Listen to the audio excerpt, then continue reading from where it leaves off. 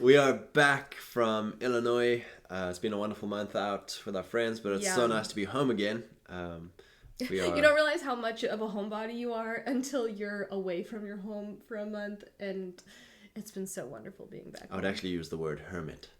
Yeah, we've just been so thankful for the friends we've made this year. We're thankful for all of your guys' feedback and contribution to this channel. Yeah, we want to thank you for watching this, and also we read every single comment that gets put on a video, so including the haters.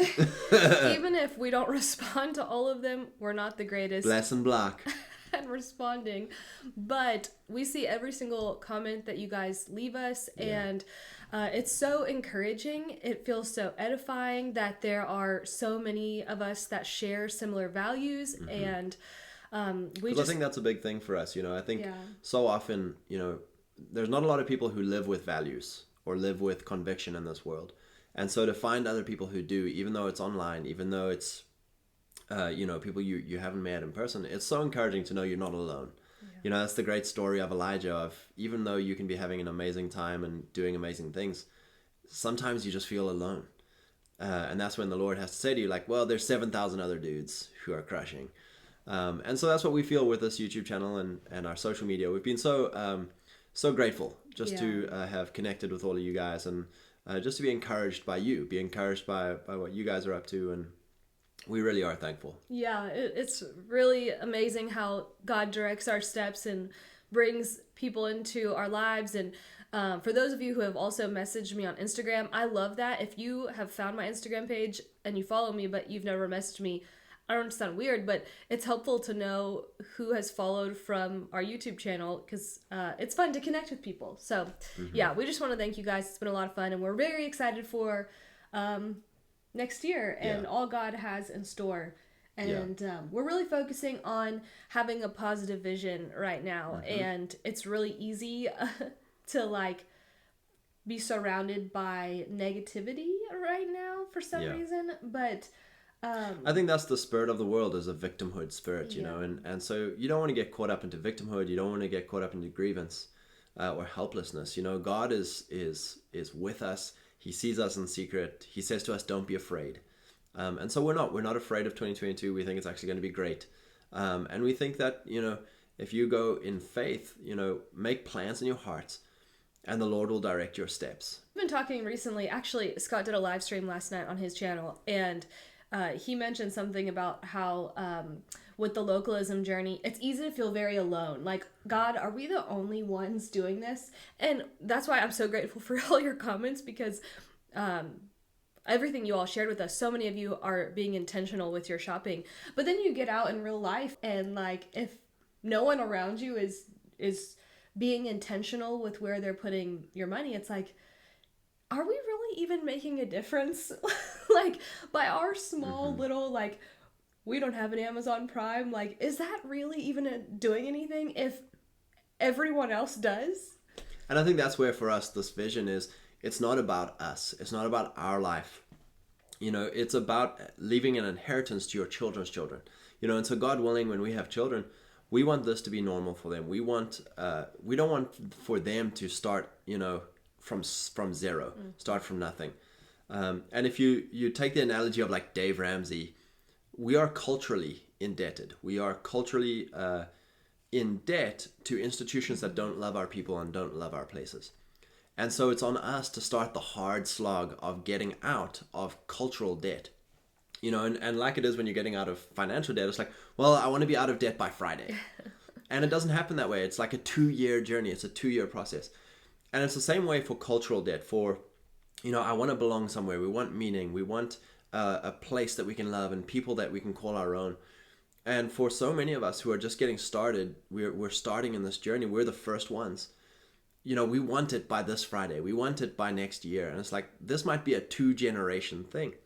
And so in Proverbs, when it says a righteous man leaves an inheritance to his children's children, one of those inheritances is belonging, is meaning, is a people and a place, is civilization, is Christendom, tribal institutions, tribal economy. But it's not about whether we see it or not. It's about whether we start the ball rolling and the momentum going, so that by the time our children come along, they have momentum. And then our children's children's oh yeah, we live in a local economy. You know, it's like, wow, like it's taken for granted because that is the inheritance we gave, you know, but we have to start from scratch. And so just to encourage all of you who are getting into this thing of localism and tribal institution building, you know, it's hard up front.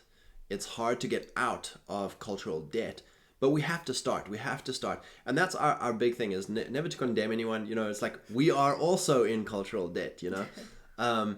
Is to say, are we going in the right direction? You know, so many people will say like, oh, it must be nice to not shop from the big boxes or not do this or not do that. Privilege. You know, but it's like, no, just start going in the right direction. You know, 20-80. You know, if you can get 80% of your things away from global, you know, big box, and yes, the things you need, the things you can't get elsewhere, of course, go to the big box, go to Amazon, go to whatever. That's fine. Like, it's not a condemnation thing, it's a direction thing. Yeah. And the intention, like, is your intention convenience? Like, oh, because it's convenient, I'm just gonna go to Walmart, I'm just gonna go to order stuff from Amazon Prime. It's about our heart posture of like, no, if I can find it locally, I'm going to actually pursue that instead of giving my money to these giant corporations that hate us. Yeah. And so just to encourage you guys, you know, it's the small things like, oh, we were forced to go to Kroger. Now I'm all condemning on myself. And it's like, no, don't, like, live free, be clean. Like, we have clean consciences. That was us in Illinois. When we were in Illinois, there's no local grocery stores. And well, we aren't local, so we don't know. Well, we aren't local, but I asked the locals. And there wasn't. Yeah. And so. But I'm saying we would have made a plan if we had lived there. You know what I'm saying? Right, exactly. We would be making a plan, or Azure and all that stuff. But, so we had to go to Kroger. And it's so interesting because we get back here. And we've gone without orange. I love orange juice, but we have gone without orange juice because we can't find a place around us that sells organic orange juice. And when we were there, Kroger sells an organic cold pressed brand that I really like. And so I would get it. And when we came back here, I told Scott, you know what? What if I just go to Kroger like once a month and get that orange juice for us? And how funny is this? Literally hours after that, I see someone post on Instagram that Kroger has canceled the benefits of those who have chosen to not get the jab. And I felt like in that moment, it was like, nope. Yeah. Not doing that. Because that's, again, it's like, orange juice is nice, but it's like, we can go without it. And I'm pretty sure I saw someone recently on a Azure haul get orange juice from Azure, which I've never looked up. So that's probably what I'm going to look into next. All of that to say, though, it's like we're not condemning, you know, it's like we had to go to Kroger. Like, we live in a system where the food system is a monopoly. You know, the food system, unless people are building, and this is why we're so big on localism, because there are people trying to build outside the system, and they need as much support and money as you can give them. You know, and it's like, oh, his coffee is more expensive, or his orange juice is more expensive. It's like, yes, because they're not some huge mega billion-dollar corporation, you know, who can just logistically steamroll everything. It's like, these are small people trying to do the right thing. And it's like, we need to do everything we can to support them. At the same time, live your life, have a clean conscience. Yeah. If you need to go to Kroger, if you need to go to Amazon, if you need to go to Walmart, God bless you. It's not like, oh, you're the evil devil now. It's like, no, like, live your life with a clean conscience. Like, be clean, bro. You know, but it's like, but where you can support local, support local. We're not legalistic about this, but we are intentional. And unfortunately, we cannot be intentional where there is no other options. So all of that to say, we just want to encourage you to keep going, even if it feels like sometimes it's not worth it. We once read a book by Brother Andrew, or about Brother Andrew, and he always talked about the royal way. And it kind of feels like that with shopping locally. Like, when you choose to buy from a small business or from Christians who have a small company over these big businesses that can undercut everyone else, I feel like those are moments that God is like, I see you being generous and sacrificial with your money. And I do feel that there is going to be a reward for that, because you are trusting in God that He sees when you've chosen to go the royal way instead of just the cheap, easy, convenient. Yeah, you have to believe in a reward theology. You have to believe that God rewards you. I mean, that's the belief with all generosity. Why give generously at all if you don't believe God commands a blessing on it? You know, and it's the same way with our local economy. We believe that it is a part generosity. It's generosity to your neighbor. It's generosity to these small business owners. And you've got to believe that that is the same principle at work of sowing and reaping, the same principle at work of God blessing generosity. You have to have that belief. Otherwise, you may as well just what's the point? What's the point? And go and buy, the cheapest thing you can find. And because a lot of times I hear the argument against shopping locally or shopping small is, well, we want to be good stewards of our money, and so rather than spending a whole bunch of money at this small business or Christian business, we can get it less from Walmart or Costco or Kroger, so we're being good stewards of our money that way. But you're giving your money to corporations that hate God. So you're stewarding your money only to give it over to corporations that hate God. And hate his people. When you could be blessing your neighbor or your tribesman. So it's not really a accurate argument of being a good steward of God's money. And the second thing as well is in good practice, in good agricultural practice, in good food practice, you want to be eating food that's healthy. You don't want to be eating factory farmed food. You don't want to be eating crazy logistically expensive food. It's like, we want to bless our local farmers. We want to bless our local producers. Who aren't pumping their animals with estrogen and who aren't destroying their soil with chemicals and Yep. the water table and all this stuff. And it's like, there's this short-term gain that we get by having cheaper, more convenient things from these big box stores, but they're destroying our earth, our place. They're destroying our people. They hate God. They hate the Christian family. And it's like, you're not being a steward of your money by giving them the profits and by cutting out your neighbor. I think as well, like we're so used to getting what we want and having luxuries and having comfort that it's actually really easy. A lot of people are like, well, must be nice to live on a single income. And it's like, no, like we actually live really well on like probably below the poverty line of so many other people, what other people think. And it's like, because we don't care for so many luxuries that we've had in the past. And it's like, yeah, would it be nice to have all these luxuries? Of course. Do we miss it? No. It's like being addicted to your phone. You're addicted to your phone, and when the battery goes out, it's like, oh, okay, I'll read a book.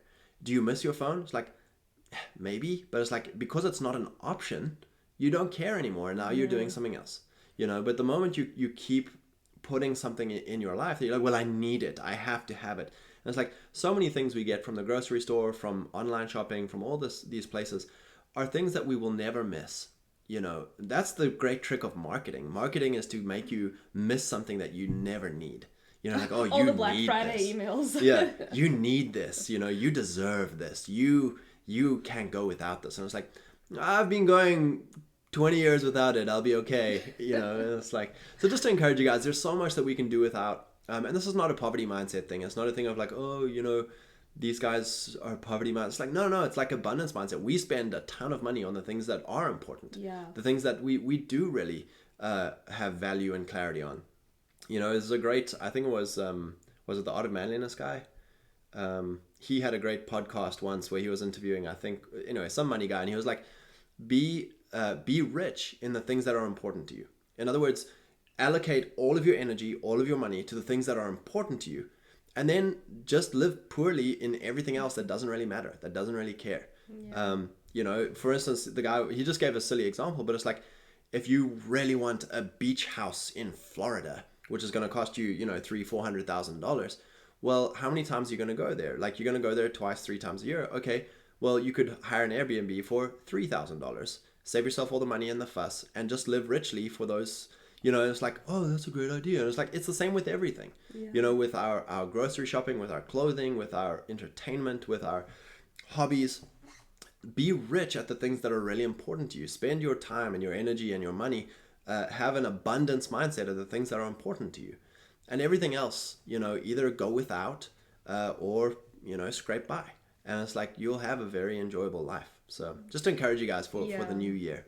And Lisa Graham McMahon talks a lot about the blessing of limiting yourself. We live in a world where no one wants to put limits on themselves.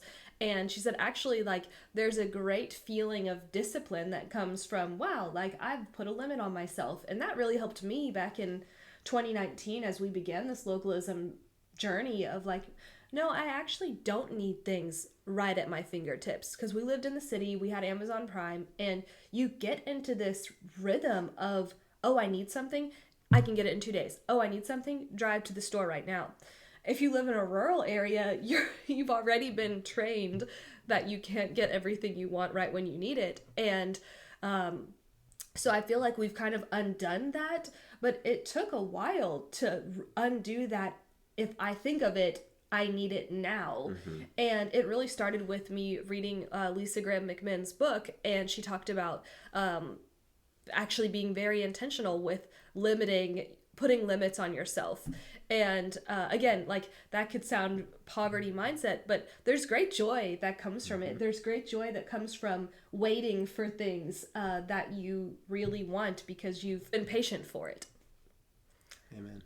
So God bless you. We hope that this encourages you, and we hope that you have a wonderful rest of your December. Yeah, praise God. Merry Christmas.